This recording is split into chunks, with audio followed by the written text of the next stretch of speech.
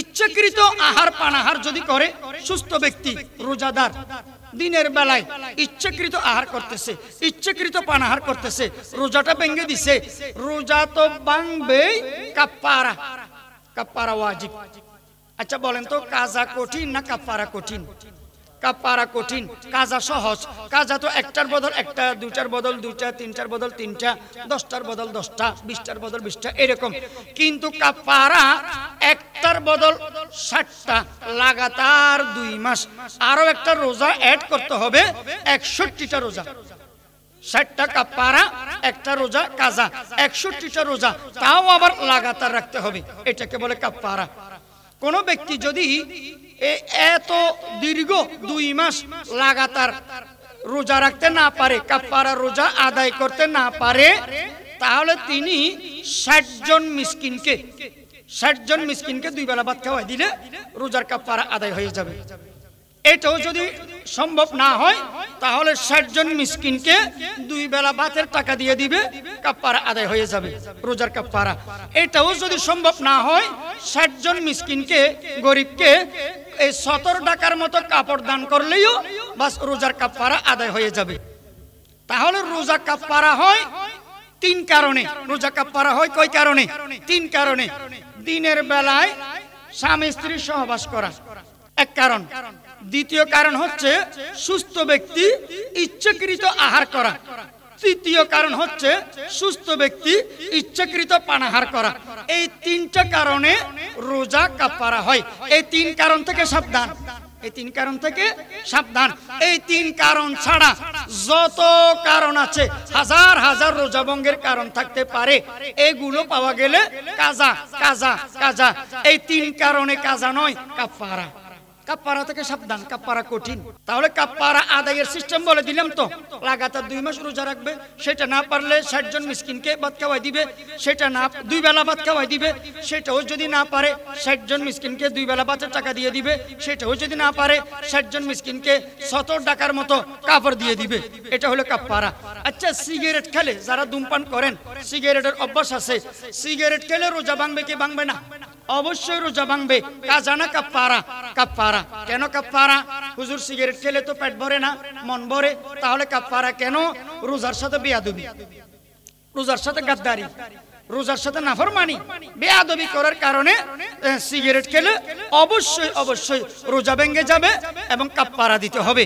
আগরবাতি, আপনারা বিভিন্ন ইফতার মাহফিলে যান, ইফতার মাহফিলে কিছু অবুঝ ইফতার মাহফিলের আয়োজক আছে, মাসালা না জানার কারণে তারা আগরবাতির ব্যবস্থা করে, আগরবাতি জ্বালাই দেয়।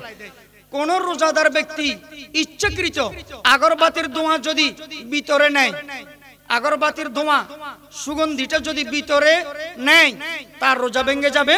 রমজান মাসের পরে অবশ্যই এই রোজা কাজা দিতে হবে।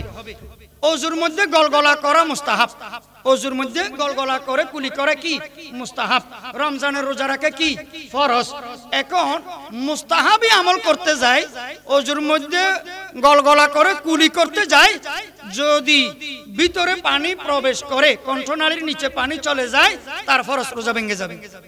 তাই গলগলা করতে সাবধান, ওযুর মধ্যে গলগলা করে কুলি করতে সাবধান। যারা পান খান, দেখেন সোনা পরিমাণ সুপারি অথবা যে কোনো জিনিস রোজাদারের দাঁতের ফাঁক থেকে বের হয়েছে, রোজাদারের দাঁতের ফাঁক থেকে সোনা পরিমাণ কোনো জিনিস বের হয়েছে, ওই জিনিসটা বাহিরে না ফেলে ভিতরে যদি গিলে ফেলে, তার রোজা ভেঙে যাবে। তাহলে এটা গিলে ফেলা উচিত না বাহিরে ফেলে দেয়া উচিত? এটা অবশ্যই বাহিরে ফেলে দেয়া উচিত। রোজাদারের গাম, রোজাদারের চোখের পানি যদি কণ্ঠনালীতে চলে যায়, গাম, চোখের অশ্রু কণ্ঠনালীতে যদি চলে যায়, অবশ্যই তার রোজা ভেঙে যাবে। এই রোজা রমজান মাসের পরে কাজা দিতে হবে। সান্নিক, দাঁতের মাড়ি দুর্বল, দাঁত দুর্বল, সান্নিক আছে অনেক মানুষের, একটু চাপ দিলে আঘাত হলেই রক্ত বের হয়, রক্ত বের হয়। এই থুতুর সঙ্গে সান্নিক 50-50 অথবা সান্নিক বেশি, রক্ত ব্লাড বেশি, এগুলো বাহিরে ফেলে দিতে হবে। যদি গিলে ফেলে রোজা ভেঙে যাবে।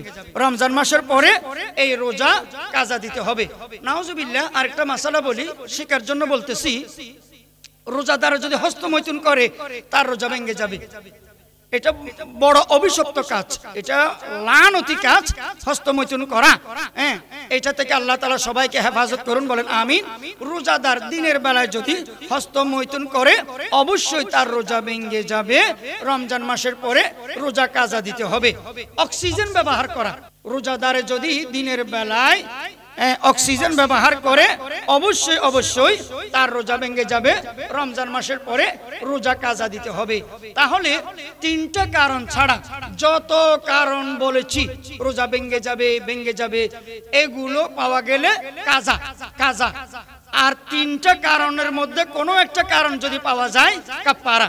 তিনটা কারণ কি কি বলছিলাম? দিনের বেলায় স্বামী স্ত্রী সহবাস করা, তারপরে ইচ্ছাকৃত আহার করা, তারপরে ইচ্ছাকৃত পানাহার করা। এই তিনটা কারণ থেকে বেঁচে থাকবেন যাতে রোজা না ভাঙে।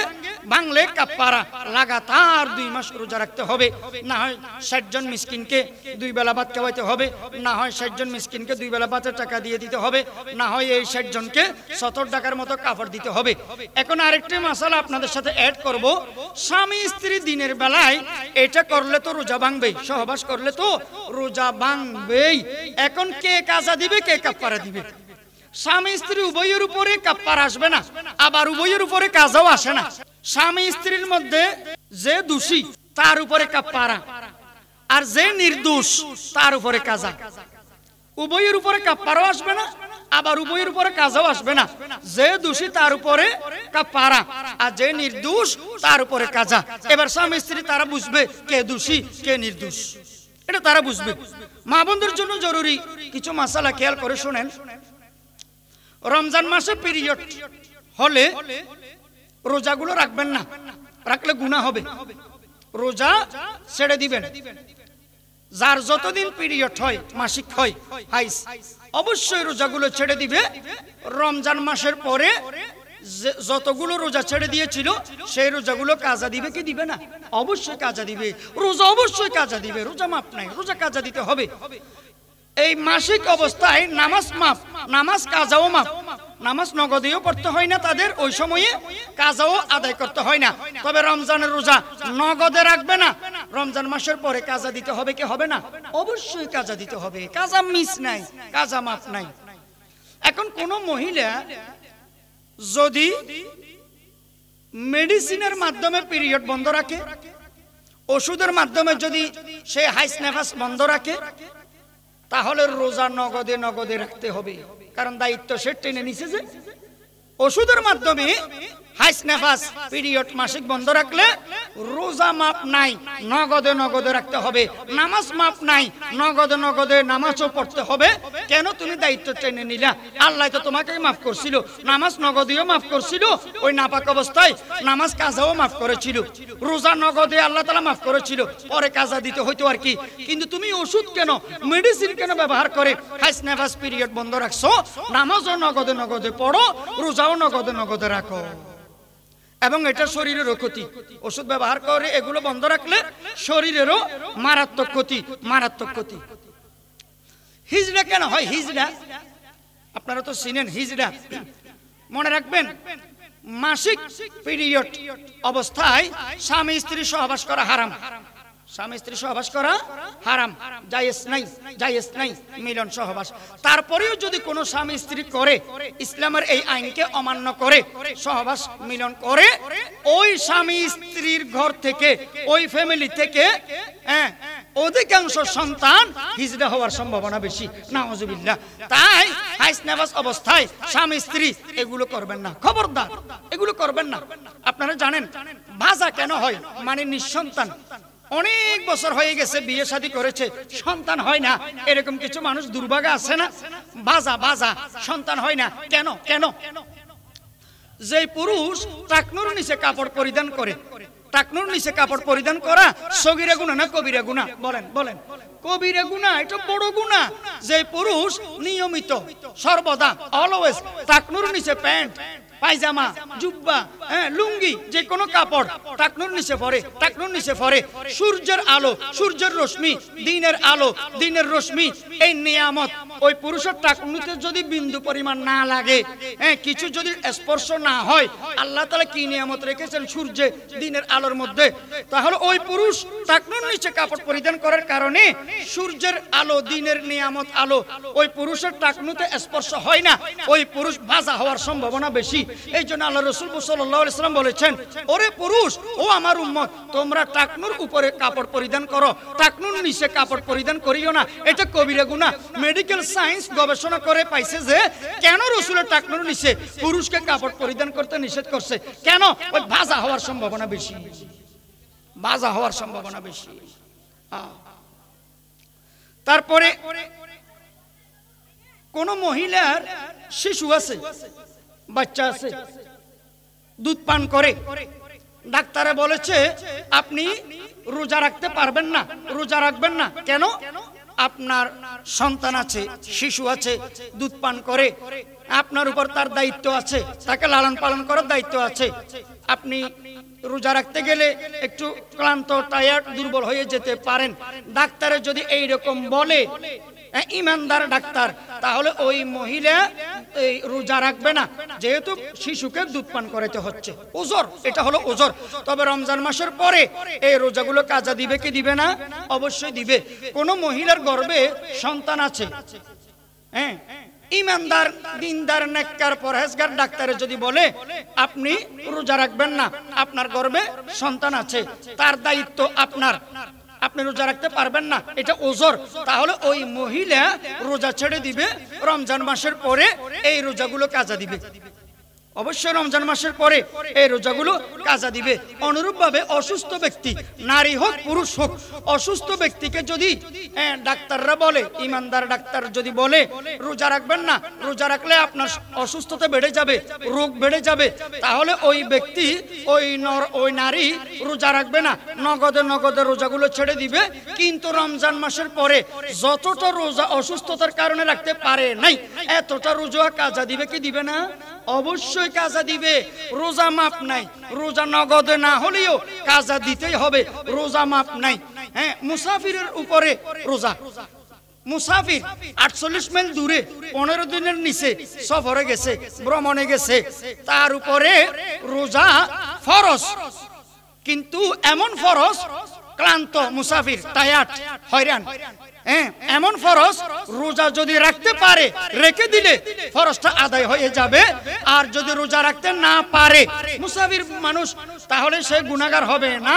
রমজান মাসের পরে এই রোজাগুলো কাজা দিতে হবে, রমজান মাসের পরে এই রোজাগুলো কাজা দিতে হবে কি হবে না? অবশ্যই কাজা দিতে হবে, অবশ্যই। কিছু কাজ আছে মাকরু, সারাদিন উপবাস থাকি কিন্তু সওয়াব কমে যায়, রোজা রাখি কিন্তু সওয়াব কমে যায়, রোজাগুলো মাকরু হয়ে যায়। যেমন গোসল, সারাদিন নাপাক অবস্থায়, নাজাসত কবর অবস্থায় আছি, রোজা হবে তবে মাকরু হবে। হ্যাঁ, গোসল ফরজ অবস্থায় সেহরি খেলে, শেষ রাতে সেহরি খেলে আদায় হবে কি হবে না? অবশ্যই হবে। গোসল ফরজ অবস্থায় সেহরি খাওয়া এটা জায়েজ, মাকরু হলেও জায়েজ। গোসল ফরজ অবস্থায় রোজা রাখলে রোজা আদায় হয়ে যাবে, জায়েজ, তবে মাকরু হবে। মাকরু হলেও জায়েজ, জায়েজ। গোসল ফরজ অবস্থায় 4টা আমল করা জায়েজ নাই, যে নামাজ পড়া জায়েজ নাই, যে কোরআন শরীফ পড়া জায়েজ নাই, যে মসজিদে প্রবেশ করা জায়েজ নাই, যে কাবা শরীফ তওয়াফ করা জায়েজ নাই, যে এই 4টা আমল ছাড়া বাকি যত আমল আছে, বাকি যত আমল আছে এগুলো করতে পারবেন, এগুলো করতে পারবেন। নর হোক নারী হোক, এই 4টা আমল ছাড়া বাকি সব আমল করতে পারবেন। জিকিরের আমল করতে পারবেন, দুরূদ শরীফের আমল করতে পারবেন, তাসবিহ তাহলিল পড়তে পারবেন, হ্যাঁ, এই আজানের জবাব দিতে পারবেন, মুসনুন দোয়া আদায় করতে পারবেন, কাউকে সালাম দিতে পারবেন, সালামের উত্তর দিতে পারবেন। ওই 4টা আমল ছাড়া বাকি সব আমল করতে পারবেন। মা বোনরা হাইজ নেফাজ অবস্থায়, হাইজ নেফাজ অবস্থায় তাদের উপরেও গোসল ফরজ, তারা ওই 4টা আমল করতে পারবে না, কোরআন শরীফ তেলাওয়াত করতে পারবে না, নামাজ পড়তে পারবে না, হ্যাঁ, মসজিদে প্রবেশ করতে পারবে না, কাবা শরীফ তওয়াফ করতে পারবে না, তবে বাকি সব আমল তারাও করতে পারবে, পুরুষও করতে পারবে, সব আমল করতে পারবে। আমাদের দেশে কিছু কুসংস্কার আছে, হ্যাঁ, মা বোনদের হাইজ নেফাজ অবস্থায় নাকি তারা জায়নামাজ ধরলে জায়নামাজ নাপাক হয়ে যাবে, মিথ্যা কথা, জায়নামাজ নাপাক হয় না। তাসবিহ ধরলে নাকি তাসবিহ নাপাক হয়ে যাবে, মিথ্যা কথা, তাসবিহ নাপাক হয় না। এগুলো কুসংস্কার, এগুলো অপসংস্কৃতি, এগুলো বুয়া কথা, মিথ্যা কথা। আমাদের মা বোনেরা হাইস নাফাস অবস্থা বলে রান্না করলে রান্না পর্যন্ত মাকরু, মিথ্যা কথা। রিয়াল বলে ধরতে পারে না, রিয়াল ধরতে পারবে, কোরআন শরীফ ধরতে পারবে না, যে ওই অবস্থায় হাইস নাফাস অবস্থায় রিয়াল ধরতে পারবে, কোনো সমস্যা নেই, কোনো সমস্যা নেই। কোন মহিলার সন্তান যদি হয়, কোন মহিলার রমজান মাসে সন্তান হয়েছে, তিনি মা হয়েছেন, তাহলে কিতাবের মধ্যে 40 দিন পর্যন্ত নেফাস বলা হয়েছে, কারো 30 দিন, কারো 25 দিন, যার যত দিনের অভ্যাস। 40 দিন পর্যন্ত সর্বশেষ ব্লাড যদি আসে, 40 দিনের নামাজ নগদেও পড়বে না। এই 40 দিনের নামাজ সুস্থ হয়ে গেলে, ব্লাড বন্ধ হয়ে গেলে, নেফাস বন্ধ হয়ে গেলে কাজাও দিবে না। 40 দিনের নামাজ নগদেও মাফ, কাজাও মাফ। কিন্তু রমজানের রোজা নগদে মাফ, যে কাজা দিতে হবে, কাজা দিতে হবে। তাই কোনো মহিলার যদি সন্তান হয় রমজান মাসে, নগদে নগদে রোজা ছেড়ে দিবে, কিন্তু রমজান মাসের পরে এই রোজাগুলো কাজা দিবে কি দিবে না বলেন? অবশ্যই অবশ্যই কাজা দিবে। ও মা বোনেরা খেয়াল করে শোনেন, লিপস্টিক ব্যবহার করবেন না রমজান মাসে। কোনো মহিলা লিপস্টিক যদি ব্যবহার করে, ঠোঁট পালিশ আর কি, ঠোঁট পালিশ যদি ব্যবহার করে, তাহলে এই ঠোঁট পালিশ, এই পালিশ যদি জিহ্বায় লাগে, ভিতরে যদি লাগে, তাহলে তার রোজা মাকরু হয়ে যাবে। কণ্ঠনালীতে যদি চলে যায়, তার রোজা ভেঙে যাবে। এই রোজাগুলো কাজা দিতে হবে। অনেক মা বোন আছে, মহিলা আছে, মার্কেটে যাওয়ার সময় লিপস্টিক দিয়ে যায়, দোকানে বাজারে যাওয়ার সময় মার্কেট করতে যায় যে লিপস্টিক দিয়ে যায়, তাদের সাবধান, তারা খুব সাবধান, রোজা মাকরু হয়ে যাবে। কণ্ঠনালী যদি পার হয়ে যায় আপনার এই লিপস্টিক তরল হওয়ার কারণে, তাহলে কিন্তু রোজা ভেঙে যাবে। আর রোজা রাখা অবস্থায় মিথ্যা কথা বলবেন না, মিথ্যা কথা বললে রোজা মাকরু হয়ে যাবে। গোসল ফরজ অবস্থায় রোজা রাখলে রোজা মাকরু হবে, গোসল ফরজ অবস্থায় সেহরি খেলে রোজা মাকরু হবে।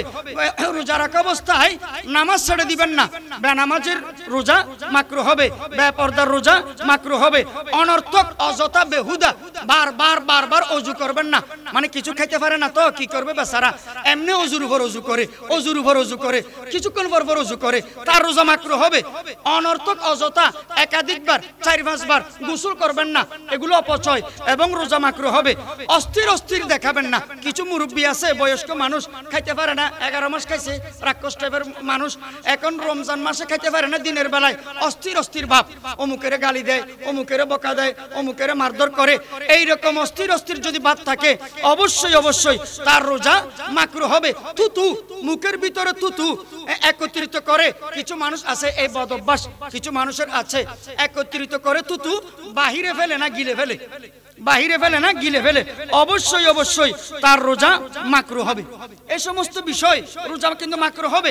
রোজা রাখা অবস্থায় কিছু তরুণ যুবক আছে, টিকটক দেখে, ইউটিউব দেখে, লাইকি দেখে, ফেসবুক চালায়, ঘন্টার পর ঘন্টা, ঘন্টার পর ঘন্টা মোবাইলে কাটায়, ল্যাপটপে কাটায়, কম্পিউটার কাটায়। জরুরি না, বেজরুরি, তাহলে তাদের রোজা কি হবে? মাকরু হবে। কিছু রোজাদার আছে টেলিভিশন দেখে, নাটক দেখে, মুভি দেখে, সিনেমা দেখে, তাদের রোজা কি হবে? মাকরু হবে। রোজা না ভাঙলেও অবশ্যই তাদের রোজা কি হবে?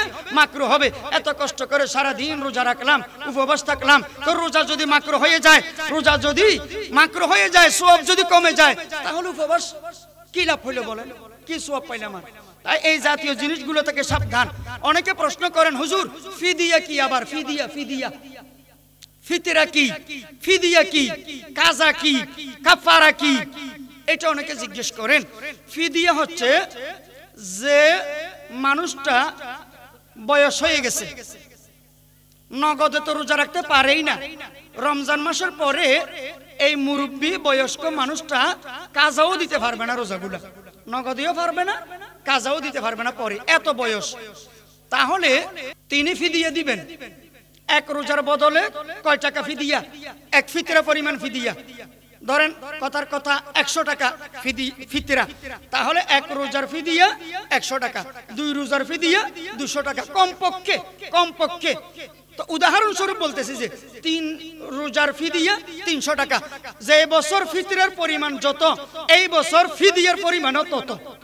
যে বছর ফিতরার পরিমাণ যত, এই বছর রোজার ফিদিয়া পরিমাণ তত হবে। তো গত বছর ফিতরের পরিমাণ ছিল কমপক্ষে 100 টাকা, এক ফিতরে 100 টাকা। তাহলে যে মানুষটা রোজা নগদেও রাখতে পারে নাই, কাজাও দিতে পারতেছে না, এত বয়স হয়ে গেছে, রোগা হয়ে গেছে, তিনি ফিদিয়া দিবেন ওই ফিতরে যত ফিদিও তত, ফিতরে যে পরিমাণ ফিদিও তত পরিমাণ, এটাকে বলে ফিদিয়া। আর যদি তিনি সুস্থ হয়ে যায়, আলহামদুলিল্লাহ মৃত্যুর আগে আগে সুস্থ হয়ে গেছে, তাহলে তার কাজা দিতেই হবে। আল্লাহ যেহেতু সুযোগ দিচ্ছেন, হ্যাঁ, তার কাজা রাখতেই হবে। এখন প্রশ্ন করতে পারেন, হুজুর ফিদিয়া যে দিয়ে দিলাম আবার কাজা কিসের? আল্লাহ আপনাকে সুযোগ দিছে, সুস্থতা দান করেছে, অবশ্যই কাজা দিবেন। ফিদিয়া যেগুলো দিয়ে দিয়েছেন এগুলো নফল দান করার সওয়াব পেয়ে যাবেন, সদকা করার দান করার সওয়াব পেয়ে যাবেন। সুবহানাল্লাহ বলেন। ফিতরা কি? ফিতরা আপনার পরিবারের যতজন সদস্য আছে ততজনের মাথা গোনা ফিতরা দিতে হবে। যার উপরে যাকাত ফরজ তার উপরে ফিতরা ওয়াজিব, যার উপর যাকাত ফরজ তার উপরে ফিতরা ওয়াজিব। মৃত মানুষের নামেও ফিতরা দেওয়া যায়, জায়েজ, কোনো অসুবিধা নাই, তবে মৃত মানুষের নামে ফিতরা দেয়া ওয়াজিব না। ঈদের দিন সকালবেলায় যে সন্তান দুনিয়াতে আসছে আপনার ঘরে, ওই সন্তানের জন্য ফিতরা দিতে হবে, মাথা গোনা ফিতরা দিতে হবে, ফিতরা দেয়া ওয়াজিব। সব ফিতরা একজন ভিক্ষুক ফকিরকে, মিসকিন এতিমকে দিয়ে দিতে পারবেন, অথবা কিছু কিছু কিছু কিছু ভাগ করে করেও আপনি দিতে পারবেন। ফিতরা এক ফিতরা কত? 2.5 গম বা 2.5 আটা। যেই যুগে যত টাকা হবে সেই যুগে তত টাকা এক ফিতরা। যেই যুগে যত টাকা হবে 2.5 আটা বা 2.5 গমের দাম, সেই যুগে তত টাকা এক ফিতরা।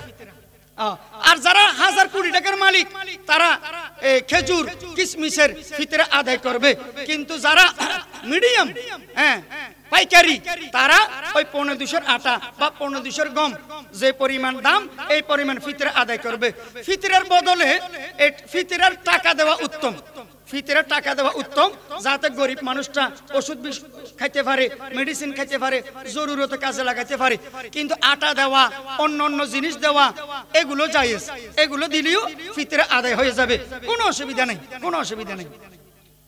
ফিতরা ঈদের দিন ওয়াজিব, কিন্তু ঈদের আগে আদায় করো এটাও জায়েজ, কোনো সমস্যা নাই। ইফতারি, ইফতারি করা সুন্নত। রোজাদারের জন্য খুশির একটি সময় হচ্ছে ইফতারের সময়। আল্লাহ রাসূল সাল্লাল্লাহু আলাইহি ওয়াসাল্লাম বলেন, ইফতারি যখন নাড়াচাড়া করবে, ইফতারি বানাবে, তখন দোয়া পড়বে, ইয়া ওয়াসিয়াল ফাদলি ইগফিরলি, ইয়া ওয়াসিয়াল ফাদলি ইগফিরলি, এই দোয়াটা বারবার পড়বে। আর ইফতার যখন শুরু করবে, বিসমিল্লাহি ওয়া আলা বারাকাতিল্লাহ। আর একটা দোয়া আছে, আল্লাহুম্মা লাকা সুমতু ওয়া আলা রিজকিকা আফতারতু, এই দোয়াটা পাঠ করবেন। বলো হুজুর এই দোয়াটা পারি না, তাহলে বিসমিল্লাহি ওয়া আলা বারাকাতিল্লাহ। আল্লাহ রাসূল সাল্লাল্লাহু আলাইহি ওয়াসাল্লাম বলেন, খেজুর দিয়ে ইফতার করা সুন্নাত। খেজুর যদি না থাকে, দুধ দিয়ে ইফতার শুরু করা সুন্নাত। এটাও যদি না থাকে তাহলে পানি দিয়ে ইফতার শুরু করা সুন্নাত, অথবা যে কোনো মিষ্টি জাতীয় জিনিস দিয়ে ইফতার শুরু করা সুন্নাত। নিজে চেষ্টা করবেন আরেক রোজাদারকে ইফতার করানোর জন্য। আরেকজনকে ইফতার করালে এই পরিমাণ সওয়াব, সে রোজা রেখে সারাদিন যে পরিমাণ সওয়াব পাইছে, এই পরিমাণ সওয়াব আল্লাহ তাআলা আপনার অ্যাকাউন্টে বোনাস হিসেবে দান করে দিবেন। সুবহানাল্লাহ। তাই কৃপণতা করব না, রোজাদারকে ইফতার করানোর বেশি বেশি চেষ্টা করব। ইফতার করার জন্য অনেকে লেট করে ইফতার করে, এটা মাকরু। সারাদিন রোজা রেখে কিন্তু লেট করে, অনর্থক অযথা লেট করে ইফতার করা, এটা মাকরু। ইমার্জেন্সি মনে করতে হবে ইফতার করা কি। অনেকে বলে করবো আর কি, আমি এই কাজটা সারাই তারপর ইফতার করব, এখনো সময় আছে তো, আমি তো শক্তিশালী, এত ক্লান্ত টায়ার্ড হইনি, এটা কিন্তু ঠিক না। অবশ্যই অবশ্যই ইফতার টাইমলি আদায় করতে হবে। এবং অনেক মানুষ আছে এরকম কথা বলে যে বাইরে আজকে রোজাটা আমাকে ক্লান্ত করে ফেলছে, আজকে রোজা আমাকে খবর করে ফেলাইছে, আজকে রোজা আমাকে টায়ার্ড করে ফেলাইছে, এই রোজাকে দোষারোপ করে এরকম কিছু কথা বলে কি বলে না, তার রোজা মাকরু হবে। রোজাকে দোষ দিয়ে যদি কোনো কথা বলে অবশ্যই তার রোজা মাকরু হবে। তাই রোজাকে দোষ দিবেন না, রোজাকে দোষ দিবেন না। আল্লাহ তাআলা আমাদেরকে মাসালাগুলো বুঝে আমল করার তৌফিক দান করুন, বলেন আমিন। যাকাত সম্পর্কে কয়েকটা মাসালা বলি। যাকাত সুন্নত না ফরজ? বলেন। যাকাত ফরজ। যাকাত বিত্তবান সম্পদশালী যারা আছে তাদের উপরে ফরজ। যার কাছে 7.5 তোলা স্বর্ণ অথবা 52.5 তোলা রূপা অথবা 52.5 তোলা রূপার মূল্য টাকা 1 বছর জমা আছে, কর্জ নাই, ঋণ নাই, অভাব অনটন নাই, তার উপরে যাকাত ফরজ। তো 52.5 তোলা রূপার দাম বর্তমানে বাজারে কত? এই 80,000 থেকে 1 লক্ষ টাকা। এটা ফিক্সড, মুফতিয়ানে কেরাম ঘোষণা করবেন। তো 80,000 থেকে 1 লক্ষ টাকা আপাতত ধরি। এই 80,000-এর ঊর্ধ্বে যার কাছে 1 বছর জমা থাকবে টাকা, তার উপরে যাকাত ফরজ। কেন? ও 52.5 তোলা রূপার দাম টাকা তার কাছে জমা আছে, তার উপরে অবশ্যই অবশ্যই যাকাত ফরজ। যাকাতের টাকা কোনো মাহফিলে দেওয়া জায়েজ নাই, যাকাতের টাকা মসজিদে দেওয়া জায়েজ নাই। খবরদার, কোন মাহফিলে কোন মসজিদে যাকাতের টাকা দিলে যাকাত আদায় হবে না। বিল্ডিং, কোটি কোটি টাকার বিল্ডিং করেছেন আপনি, বিল্ডিং এর উপরে যাকাত আসবে না। কোটি কোটি টাকার বিল্ডিং ঘর করছেন আপনি, সুন্দর অট্টালিকা টাওয়ার করেছেন, 1 টাকাও যাকাত আসবে না।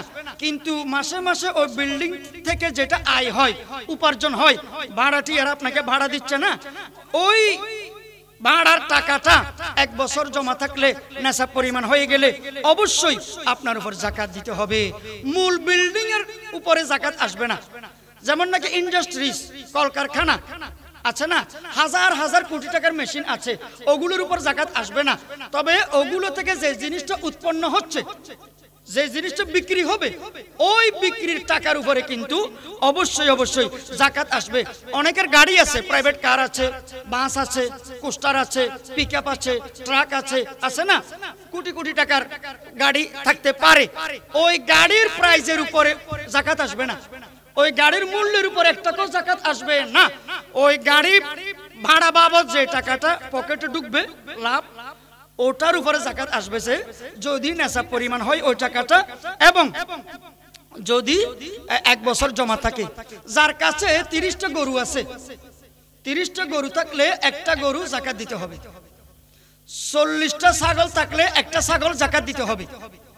5টা ওট থাকলে 1টা ওট অবশ্যই যাকাত দিতে হবে। মনে রাখবেন, কয়টা গরুর মধ্যে 1টা গরু যাকাত? 30টা। কয়টা ছাগলের মধ্যে 1টা ছাগল যাকাত? 40টা। কয়টা উটের মধ্যে 1টা উট যাকাত? 5টা।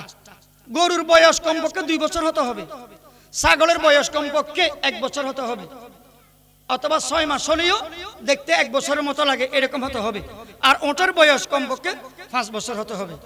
মনে রাখবেন, সুদের টাকা, সুদের টাকা মসজিদে দেওয়া হারাম, সুদের টাকা মাহফিলে দেওয়া হারাম, সুদের টাকা, ঘুষের টাকা, হারাম টাকা আল্লাহর রাস্তায় দান করাও হারাম। তাহলে ব্যাংকে যে আপনাকে সুদের টাকা দিচ্ছে, ইন্টারেস্ট, এই টাকাটা আপনি কি করবেন? এই টাকাটা আপনি ব্যাংকওয়ালাকে দিয়ে আসবেন না, অবশ্যই এই হারাম টাকা, সুদের টাকা, ইন্টারেস্ট এই ব্যাংক থেকে নিয়ে আসবেন। নিয়ে এসে আপনি তো খেতে পারবেন না, হারাম। তাহলে কি করবেন? সোয়াবের নিয়ত না করে গরিব, মিসকিন, এতিম, অসহায়দেরকে এগুলো দিয়ে দিবেন। সোয়াব না হলেও অমুকের ফায়দা হোক, গরিবের একটু উপকার হোক। তো এগুলো অনেকে আছে ব্যাংকওয়ালাকে দিয়ে আসে, ম্যানেজারকে দিয়ে আসে, ব্যাংকের কর্মচারীদেরকে দিয়ে আসে, কি বলে? হারাম, হারাম, সুদের টাকা খাওয়া হারাম, জায়েজ নাই। তো তাদেরকে যে দিয়ে আসলেন, তারা যে খাবে, তো আপনি হারাম কাজে সহযোগিতা করলেন। এই জন্য এগুলো দিয়ে আসবেন, ইন্টারেস্ট নাকি নিয়ে আসবেন? হ্যাঁ, এগুলো অবশ্যই নিয়ে আসবেন, এগুলো ব্যাংকে দিয়ে আসবেন না, খবরদার। ব্যবসার মালের উপর যাকাত আসবে, দোকানের পণ্যের উপর যাকাত আসবে।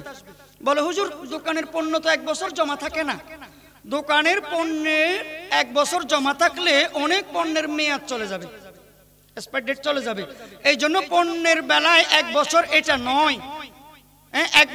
ব্যবসায়ী, দোকানদার গত বছর যাকাত দিছে, 1 বছর পরে, 1 বছর হলেই, পূর্ণ হলেই দোকানে কত টাকার মাল আছে ক্যালকুলেটর মেরে যদি নেশাব পরিমাণের মালিক হয়, ও 52.5 তোলা রূপার সমতুল্য টাকার যদি পণ্য থাকে তার দোকানে, তাহলে যাকাত দিতে হবে।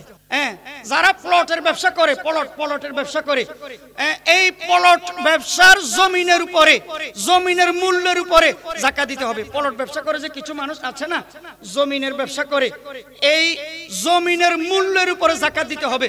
চাষের জমিনের মূল্যের উপর যাকাত দিতে হয় না, কারণ এটা তো চাষের জমিন, এটার উসিলে ভাত খায়, বেচারা চাষবাস করে খায়, কিন্তু বিক্রির জমিন পলট পলট বিক্রি করে এরিয়া দিয়ে দিয়ে রাখছে, কাস্টমার পেলে বিক্রি করবে, এই পলট জমিনের মূল্যের উপর যাকাত আসবে। মনে রাখবেন, এই যে পোল্ট্রি ফার্ম, অনেকে মুরগি বেচে, ফার্মের মুরগি বেচে না, মুরগির দামের উপর যাকাত আসবে, কারণ এটা ব্যবসায়িক পণ্য, এটা ব্যবসায়িক পণ্য। অনেকে আছে হাঁস পালে, হাঁসের যদি বিক্রি করার জন্য পালে, বিক্রি করার জন্য যদি আনে দোকানে, হাঁসের মূল্যের উপর যাকাত আসবে। বিক্রি করার জন্য যদি মোরগ মুরগি আনে, ওই মোরগ মুরগির মূল্যের উপর যাকাত আসবে। এমনি গ্রাম অঞ্চলে লালন পালন করে না মানুষ, কিছু লালন পালন করে হাঁস মুরগি, এগুলোর উপর যাকাত আসবে না। গরু ছাগল এমনি 2-4টা পালে না অনেক মানুষ, এগুলোর উপর যাকাত আসবে না, মনে রাখবেন। তারপরে একজন আপনার থেকে টাকা পাচ্ছে, আপনি টাকাগুলো দিতে পারতেছেন না, এবার তিনি আপনাকে বলল যে টাকাগুলো দিতে হবে না, আমি যাকাতে নিয়ত করে ফেলছি। তোমার অবস্থা খারাপ, গরিব মানুষ, টাকাগুলো আর আমাকে দিও না, আমি যাকাতে নিয়ত করে ফেলছি। যাকাত আদায় হবে কি হবে না? যাকাত আদায় হবে না। কর্জ টাকা, ঋণের টাকা পরে যদি যাকাতে নিয়ত করে ফেলে, যাকাত আদায় হবে না। যাকাত কোথায় দেওয়া উত্তম বলেন? যাকাত মাদ্রাসার এতিম অসহায়দেরকে, তালেব ইলমদেরকে দেওয়া বেশি উত্তম, বেশি আফজল, ডাবল সওয়াব। রাস্তাঘাটে ফকির মিসকিন ভিক্ষুক যারা আছে তাদেরকে দেওয়া জায়েজ, জায়েজ, কিন্তু অনেক ভিক্ষুক আছে নামাজ পড়ে না, অনেক ভিক্ষুক আছে সিগারেট খায়, অনেক ভিক্ষুক আছে গাঁজা খায়, অনেক ভিক্ষুক আছে পাকনা বাকি জানে না, সারা মাস গোসল করে না, ওযু করে না, এরকম আছে না? তো ডাবল সওয়াব হচ্ছে মাদ্রাসার এতিম তালেব ইলমদেরকে দেয়া যারা রাত দিন কোরআন হাদিস পড়ে। অগ্রিম যাকাত দেওয়া জায়েজ আছে না নাই বলেন? অগ্রিম যাকাত দেওয়া জায়েজ, অর্থাৎ 1 বছর পূর্ণ হওয়ার আগেই যাকাত দেওয়া, এটা অবশ্যই জায়েজ, জায়েজ, জায়েজ। এবং আপনার অফিসে কিছু কর্মকর্তা কর্মচারী আছে, তাদেরকে বেতন হিসেবে যাকাতের টাকা দেওয়া জায়েজ নাই। আপনার অধীনে কিছু কর্মকর্তা কর্মচারী আছে, কিছু ছেলেবেলে আছে, তাদেরকে বেতন হিসেবে যাকাতের টাকা দেওয়া জায়েজ নাই। যদি বোনাস দিতে চান, হ্যাঁ, সে যদি অসহায় হয়, তাহলে বোনাস হিসেবে যাকাতের টাকা দেওয়া জায়েজ। আপনার ঘরে চাকরানি আছে, কাজের বুয়া আছে, বেতন হিসেবে তাকে যাকাতের টাকা দিতে পারবেন না, যাকাতের টাকা এক্সট্রা। তবে বোনাস যদি দিতে চান, তাকে আপনি এই যাকাতের টাকা থেকে বোনাস দিতে পারবেন, যাকাত আদায় হয়ে যাবে। বোনাসের বেলায়, বেতনের বেলায় নয়, বেতনের বেলায় নয়। ভাই বোনকে যাকাত দিতে পারবে। এই দেখেন, ভাই গরিব, বোন ধনী, ধনী বোন গরিব ভাইকে যাকাত দিতে পারবে, অথবা ভাই ধনী, বোন গরিব, ধনী ভাই গরিব অসহায় বোনকে যাকাত দিতে পারবে যদি জুদা হয়, যদি ডেক্সি আলাদা হয়, যদি জুদে বসবাস করে, তাহলে ভাই বোনকে, বোন ভাইকে যাকাত দিতে পারবে। মামা, হ্যাঁ, চাচা, জেঠা, মামি, খালা, খালু, এদেরকে আপনি যাকাত দিতে পারবেন, যাকাত আদায় হয়ে যাবে। মাতা পিতাকে যাকাত দেওয়া জায়েজ আছে না নাই বলেন? মাতা পিতাকে যাকাত দেওয়া জায়েজ আছে না নাই? মাতা পিতাকে যাকাত দেওয়া জায়েজ নাই। তাদেরকে লালন পালন করা আপনার উপর ফরজ, আপনি কেন মাতা পিতাকে যাকাত দিবেন? এবং মাতা পিতা নিজের সন্তানকে যাকাত দিতে পারবে না, আদায় হবে না। স্বামী স্ত্রীকে যাকাত দিলে আদায় হবে না, স্ত্রী স্বামীকে যাকাত দিলে আদায় হবে না। তবে কোন স্বামী যদি স্ত্রীকে তালাক দিয়ে দিছে, ওই স্ত্রী অভাব অনটনে আছে, হ্যাঁ, কর্জে আছে, ঋণী আছে, অসহায় আছে, তাহলে এই আপনি এই স্বামী ওই স্ত্রীকে যাকাত দিতে পারবে। এমনি স্বামী স্ত্রীকে, স্ত্রী স্বামীকে যাকাত দিতে পারবে না, যাকাত আদায় হবে না। তাই এই যাকাত সম্পর্কে মাসালাগুলো বললাম। আপনারা কোনো প্রশ্ন থাকলে জিজ্ঞাসা করতে পারেন যে হুজুর যাকাত সম্পর্কে এই প্রশ্ন। আপনারা জমিনে চাষবাস করেন, আগেই বলেছি চাষের জমিনের উপরে যাকাত আসবে না।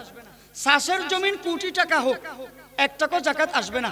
তবে ফসল চাষ করে ফসল যেটা আপনি পাইছেন, এটা যদি নেশাব পরিমাণের হয়ে যায়, 52.5 তোলা রূপার সমতুল্য টাকার পরিমাণ যদি হয়ে যায়, তাহলে ওই ফসলের উপরে অবশ্যই অবশ্যই যাকাত আসবে, যাকাত দিতে হবে। যাকাত আমাদের দেশে যে সিস্টেমে দেয়, এই সিস্টেমে ঠিক না। 100 টাকা, 50 টাকা, 500 টাকা, 1000 টাকা যে হারে যাকাত দেওয়া হয়, এগুলোর দ্বারা গরিবের ফায়দা হয় না। তাহলে কিভাবে দেওয়া উচিত?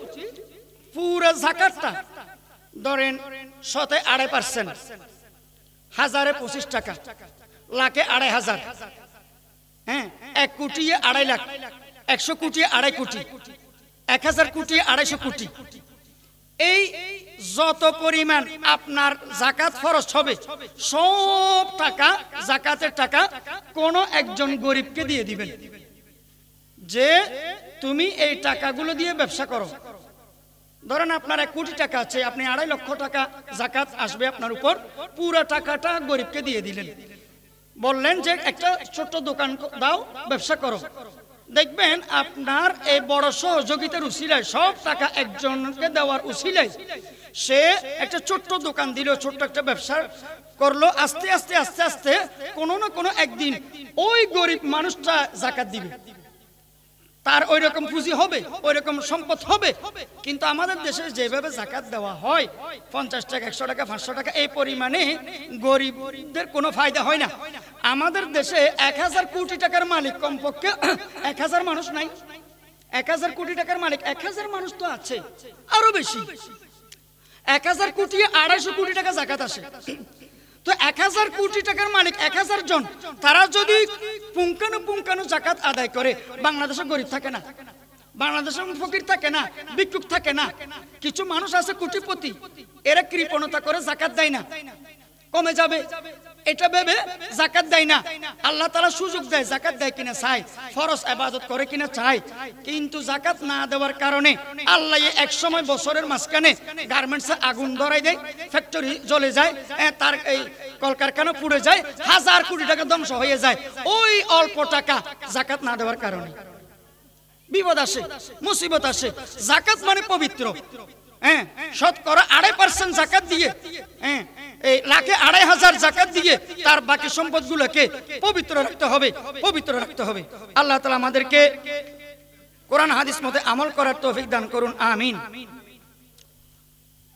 আর 2 মিনিট ইতিকাফ আসতেছে, ইতিকাফ সম্পর্কে 2 মিনিট কয়েকটা কথা বলি। ইতিকাফ 3 প্রকার। ইতিকাফ ওয়াজিব, আল্লাহ আমার এই কাজটা যদি আপনি পূরণ করেন, মান্নত করলাম আমি ইতিকাফ থাকবো। আল্লাহ যদি তার মান্নত পূরণ করে, আশা পূরণ করে, যতদিন ইতিকাফ থাকার মান্নত করেছিল এতদিন থাকতে হবে। এটা কি? ওয়াজিব ইতিকাফ। এই ওয়াজিব ইতিকাফের সাথে রোজা শর্ত, রোজাও থাকতে হবে। আরেকটা হলো সুন্নত ইতিকাফ, সুন্নত মুআক্কাদা আলাল কিফায়া, ওই রমজানের শেষ 10 দিন। আরেকটা হলো নফল ইতিকাফ, প্রতিদিন যে আপনি আমি নামাজ পড়তে ঢুকি 5 মিনিট, 10 মিনিট, 15 মিনিট, আধা ঘন্টা, 1 ঘন্টা, এটা হলো নফল ইতিকাফ। ইতিকাফকারীর যদি মসজিদে গোসল ফরজ হয়ে যায়, সাথে সাথে সে তায়াম্মুম করবে, সাথে সাথে সে একটা ইট রাখবে, ইটে হোক বা পাথরে হোক, অথবা এই ফ্লোরের উপরে যে বালি আছে বালির উপরে হোক, সাথে সাথে সে তায়াম্মুম করবে। কারণ গোসল ফরজ অবস্থায় মসজিদে থাকা বা মসজিদে প্রবেশ করা এটা হারাম। আল্লাহর ঘর, সম্মানের ঘর, ইজ্জতের ঘর মসজিদ। তাই সাথে সাথে সে তায়াম্মুম করবে, তারপরে কাপড় চোপড় নিয়ে গোসলখানায় যাবে। এই যারা ইতিকাফ থাকে, ইতিকাফ শেষে সাধ্য পরিমাণ, তৌফিক পরিমাণ কারেন্টের বিল, কারেন্টের চার্জ কয়েকটা টাকা, 20-50 টাকা, 100 টাকা দান বক্সে দিয়ে দিলে ভালো। এটা তাকওয়া। না দিলে কোনো সমস্যা নাই, কারণ 10টা দিন সে ইতিকাফে আছে, মোবাইলে চার্জ দিছে না, একটা ফ্যান সে অনেকক্ষণ চালাইছে না, না দিলে কোনো সমস্যা নেই, জায়েজ। না দেবো জায়েজ, কিন্তু দেওয়াটা হলো তাকওয়া। যে আমি 10 দিন ছিলাম, মোবাইলে চার্জ দিলাম, ফ্যান একটা চালাইলাম অতিরিক্ত, লাইট একটা জ্বালাইলাম অতিরিক্ত, কিছু চাইলে সে দিতে পারবে, এটা তাকওয়া। না দিলেও কোনো গুনাহ নাই। ইতিকাফ শেষ করে 2 রাকাত শুকরিয়ার নামাজ পড়ে ঘরে যাওয়া। আল্লাহ রাসূল সাল্লাল্লাহু আলাইহি ওয়াসাল্লাম ইতিকাফের পরে 2 রাকাত নামাজ পড়তেন, মসজিদে 2 রাকাত নামাজ পড়ে তারপরে ঘরে যেতেন।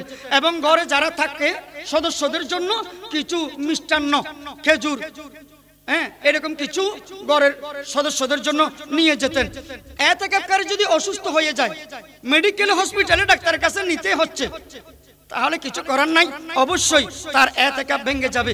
হ্যাঁ, ইতিকাফকারী জানাজার নামাজ পড়তে পারবে না, পড়তে যেতে পারবে না, তার নামাজ ভেঙে যাবে। কারণ জানাজার নামাজ ফরজে আইন না ফরজে কিফায়া, জানাজার নামাজ ফরজে কিফায়া। তাই তার উচিত নয় জানাজার নামাজে অংশগ্রহণ করা।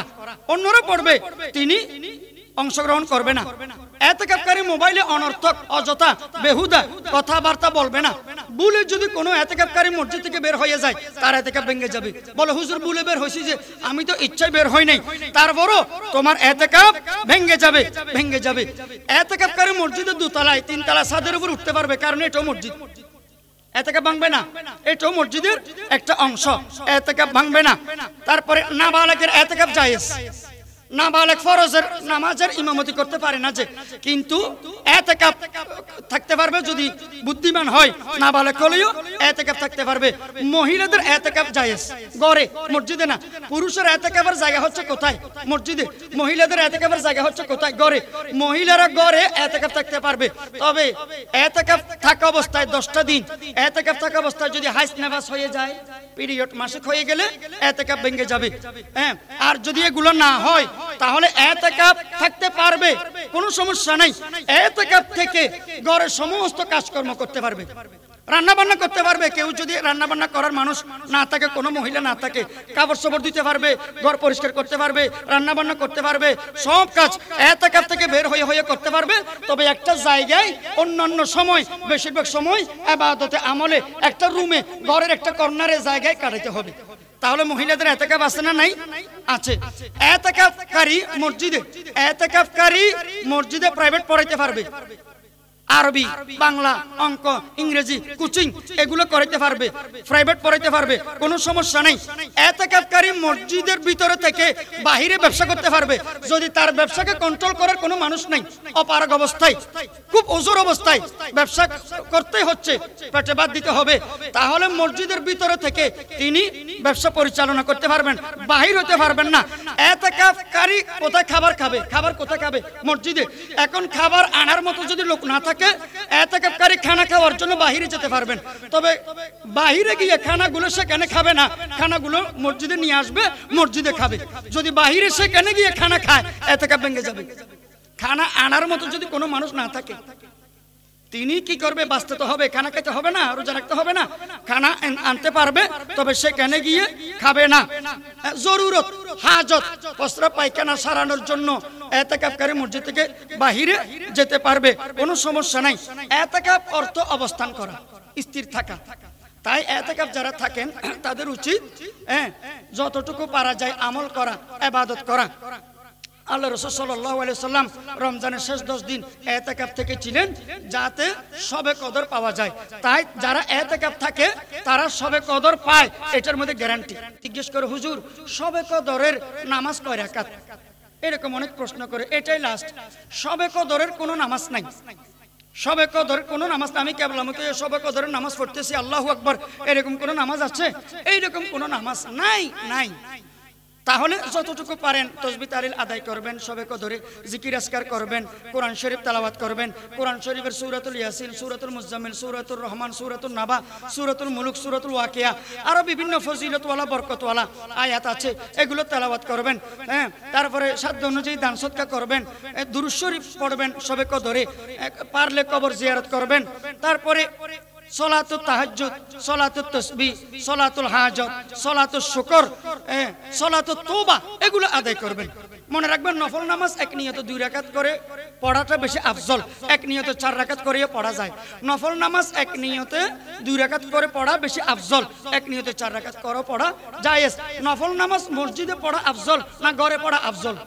ঘরে পড়া আফজল, ঘরে পড়লে বেশি সওয়াব। মসজিদে পড়া জায়েজ, কোনো সমস্যা নাই।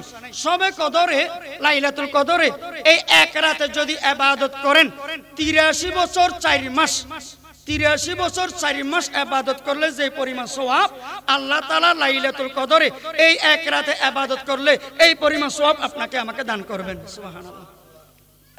83 বছর 4 মাস, লাইলাতুল কদরি খায়রুম মিন আলফি শাহর, 1000 মাস, 1000 মাসে 83 বছর 4 মাস হয়। হাত্তা মাতলাইল ফজর, ফজর পর্যন্ত আল্লাহ তাআলা বান্দা বান্দিকে সকিনা রহমত বরকত নাজিল করেন। তাই সবে কদরে রুটি হালুয়া বিরিয়ানি জিলাপি কোরমা পোলাও নিয়ে টানাটানি মারামারি সোলাসুলি গ্রুপিং ফাটাফাটি এগুলো করবেন না, বেছে বেছে আমল করবেন, আমল করবেন। বেদাত কুসংস্কার অপসংস্কৃতি থেকে দূরে থাকবেন, শিরিক থেকে দূরে থাকবেন। আল্লাহ তাআলা আমাদেরকে বুঝার আমল করার তৌফিক দান করুন, বলেন আমিন আমিন। ওয়া আখিরু দাওয়ানা আনিল হামদুলিল্লাহি রাব্বিল আলামিন। কারো কোনো প্রশ্ন থাকলে বলেন, কারো কোনো সওয়াল থাকলে বলেন। বলে হুজুর আমার এই প্রশ্ন জানতে চাই, আমি আমল করতে চাই, এই প্রশ্নের উত্তর কি? এলাকায় প্রচলিত মৃত ব্যক্তিকে গোসল করালে নাকি ওই ব্যক্তির গোসল করতে হয়।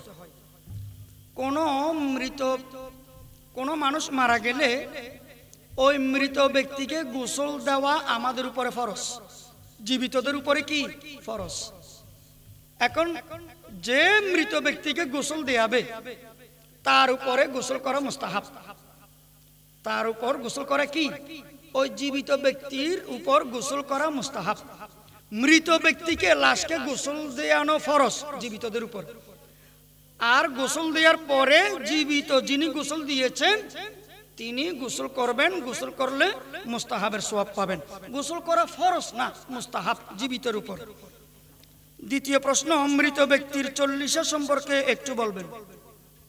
4 দিন না 10 দিন না 40 দিন না ফাতিহা দেওয়া 40 দেওয়া এগুলো কোরআন হাদিসে নাই। অনেক মানুষ আছে 4 দিনের মাথায় 10 দিনের মাথায় 40 দিনের মাথায় কর্জ করে, লোন করে, ঋণ করে হলেও ফাতিহা দেয়। ইজ্জত সম্মানের প্রশ্ন। মানুষ কি না কি বলে, না খাওয়াইলে মানুষ বলবে তোর আব্বার জন্য একটা মেলা দিলি না, তোর আম্মুর জন্য একটু ফাতিহা দিলি না, আজকে 4 দিন, আজকে 10 দিন, আজকে 40। এরকম মানুষ বলবে, এই ডরে খাওয়ায়, এই বইয়ে খাওয়ায়। এটা জায়েজ নাই। লা ইকরাহা ফিদ্দীন, দিন ইসলামের মধ্যে কঠিন কিছু নাই। কোরআন হাদিসের কোথাও নাই কর্জ করে, ঋণ করে, লোন নিয়ে ফাতিহা দিতে হবে, 40 খাওয়াইতে হবে। ফকির মিসকিন এতিম অসহায়দেরকে খাওয়াইলে একটা সওয়াব আছে না নাই? একটা সওয়াব তো আছেই, একটা নফল সওয়াব তো আছেই। তবে এটা দিন তারিখ ফিক্সড করে না, দিন তারিখ নির্ধারিত করে না। আপনার যেদিন সামর্থ্য কুলাবে, যেই দিন তৌফিকে কুলাবে সেই দিন খাওয়াবেন। 4 দিনে খাওয়াইতে হবে, 10 দিনে খাওয়াইতে হবে, 40 দিতেই হবে 40 দিনে। এটা বেদাত, এটা বেদাত। আপনি একটা নফলকে বেদাত বানায় ফেলছেন দিন তারিখ ফিক্সড করে। আরেকটা বিষয় শেয়ার করব, সেটা হচ্ছে অনেক মানুষ 40 দিনে 10 দিনে 4 দিনে লক্ষ লক্ষ টাকা খাওয়ায়, লক্ষ লক্ষ টাকা খাওয়ায়, মেলা খাওয়ায়, খানা খাওয়ায়। কাদেরকে খাওয়ায়? যারা কোটিপতি, লাখপতি, যারা বিএপি, এদেরকে খাওয়ায়। কিন্তু গরিব মিসকিন এতিম অসহায় ফকির ভিক্ষুক এরা গেটের বাইরে থাকে। ওই বিএপিরা কোটিপতিরা খেয়ে কিছু বাঁচলে তারপরে ভিক্ষুকেরা ফকিরেরা খাবে যে, এটার মধ্যে সওয়াব না গুনাহ? এটার মধ্যে মারাত্মক গুনাহ। আরেকটা বিষয় খেয়াল রাখবেন, এতগুলো টাকা যে আমি খরচ করলাম, খানা খাওয়াইলাম, এটা তো ওয়ান টাইমের সওয়াব, এটা তো ওয়ান টাইমের সওয়াব। এই টাকাগুলো যদি আমি মসজিদে কিছু ফ্যান দিই, ফ্যান অথবা মসজিদের রড দিই, সিমেন্ট দিই, ইট দিই, কংকর দিই, বালি দিই মসজিদে, তাহলে 99 বছর 100-200 বছর মসজিদে মানুষ নামাজ পড়বে না? তাহলে অল টাইম 100-200 বছর পর্যন্ত মানুষ নামাজ পড়লে এত বছর আমার মুরব্বীদের কবরে সওয়াব যাবে কি যাবে না? খানার সওয়াব হলো ওয়ান টাইম। আর মসজিদ মাদ্রাসায় যদি এই টাকাটা আপনি দান করে দেন, 40 টাকাটা, এটা হলো অল টাইম, অল টাইমের সওয়াব। অনবরত বছরের পর বছর আপনার মুরব্বীদের অ্যাকাউন্টে কবরে আমল নামার সওয়াব যেতে থাকবে। আমরা এটা চিন্তা করি না। ওই খানার জন্য ফানা ফানা হয়ে গেছি আমরা। খাওয়াইলেই মানে লারে লারে নারে নারে বা পাইছে। কিছুদিন আগে একজনে মেলা দিছিল, 40 দিছিল, 2 জন মারা গেছে। লাইন সেখানে এমন জ্যাম হয়েছে, 2 জন মারা গেছে খানার জন্য। কি অবস্থা দেখেন, আশ্চর্য লাগে। আর কিছু মানুষ আছে এরা ফাইয়ে নাই, গরিব মিসকিন, এরা ফাইয়ে নাই। তুই না পাইলে এরা হকদার, এরা পাই নাই, তুমি কেন ডাকি ডাকি বিএপিদেরকে খাওয়াইলা? এটা তো সওয়াবের চেয়ে আরো আযাব বেড়ে গেল। তাই সাবধান, এই সমস্ত দিন তারিখ ফিক্সড করে কোনো ফাতিহা দিবেন না। আরেকটি প্রশ্ন, কোনো একটা নির্দিষ্ট দিন উপলক্ষে খাবার বা মুরগি জবাই করে ফাতিহা দেওয়া। খানার মধ্যে কেন এরকম আমরা ফাতিহা ঢুকাই দিছি আল্লাহ জানে। কেন আমরা ফাতিহার মধ্যে এই ফাতিহার মধ্যে খানা, খানার মধ্যে ফাতিহা। মুরগি জবাই করে, খাসি জবাই করে, গরু জবাই করে ফাতিহা দিতেই হবে এরকম কোনো বাধ্যবাধকতা নাই। মানে ফাতিহা দিতে গেলে খানা একটা করতেই হবে, কোরমা, বিরিয়ানি, পোলাও, মুরগি, ছাগল একটা কিছু করতেই হবে আয়োজন, এরকম কোনো কি নাই, বাধ্যবাধকতা নাই। খানা ছাড়া ফাতিহা দেওয়া যায় আছে না নাই? ফাতিহা মানে কবর জিয়ারত। ফাতিহা মানে কি? কবর জিয়ারত।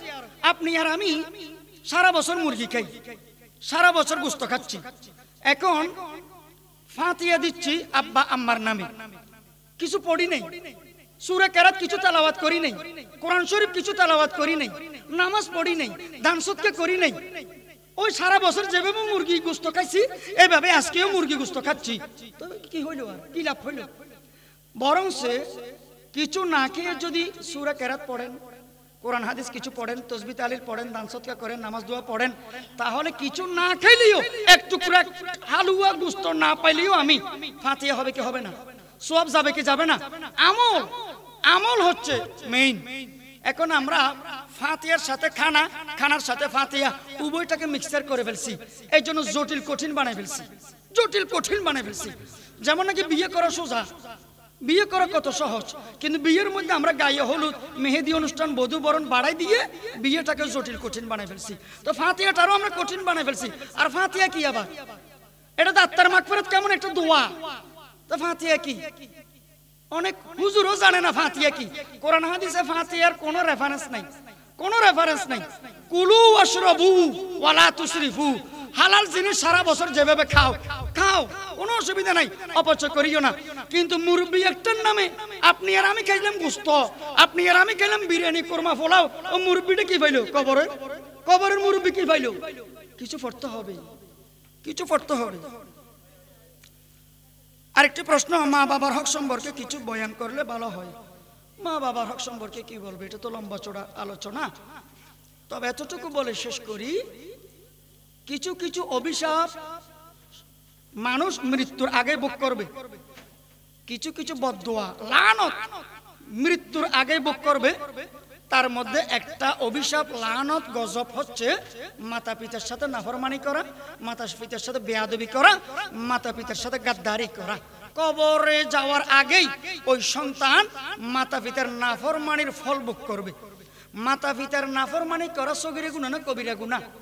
এটা কবিরা গুনাহ। তাই দুনিয়ার মধ্যে যদি সম্মানী ইজ্জতি, আপনি সম্মান ইজ্জত পেতে চান, রিজিকের মধ্যে যদি বরকত পেতে চান, আপনি যদি পাওয়ারফুল হতে চান সমাজে, এলাকায়, দেশে, মাতা পিতার দোয়া নেন, মাতা পিতার সেবা করেন। মাতা পিতার দোয়ার মধ্যে সন্তানের সম্মান, সন্তানের ইজ্জত, আর মাতা পিতার বদদোয়ার মধ্যে সন্তানের অপমান, সন্তানের বেইজ্জতি।